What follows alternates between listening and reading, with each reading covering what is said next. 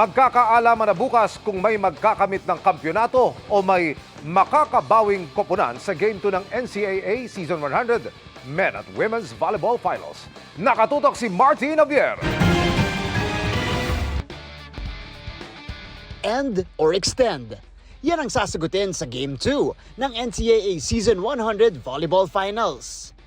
Sa men's division, may tsansang umukit ng kasaysayan ang Arellano Chiefs at makuha na ang una nilang kampyonato kung maipanalo ang Game 2. Pipilitin namin na tapusin na ng Game 2 kasi mahirap kalaban yung Letran. Sabik na sabik po kami kasi first championship po ata ng Arellano pag nakuha namin sa Wednesday. Pero mahahadlangan yan kung makabawi ang Letran Knights. Gaya ng target nila ayon sa kanilang spiker na si Bembem Bautista. Sa mga nasuporta, pasensya na po. Sinisigurado ko sa inyo na sa Game 2, mananalo kami. Makikita nyo yung mas masayang team namin. Sa women's division, ready nang kumpletuhin ng Benilde Lady Blazers ang inaasam na 4-peat. Nakuha nila ang Game 1 sa loob ng 4 sets.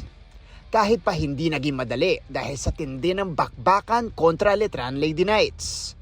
Nag-adjust lang kami hanggang makuha namin yung momentum and yun nga, nakuha namin yung finals game 1 today. We know naman na babawi rin yung Letran and siguro mas tatapangan namin.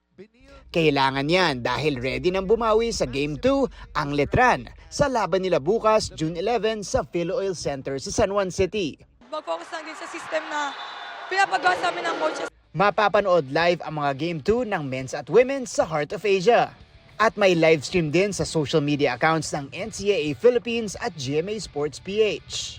Mapapanood din ang presentation ng individual awards pagkatapos ng men's game at bago magsimula ang bakbakan sa women's division via live stream.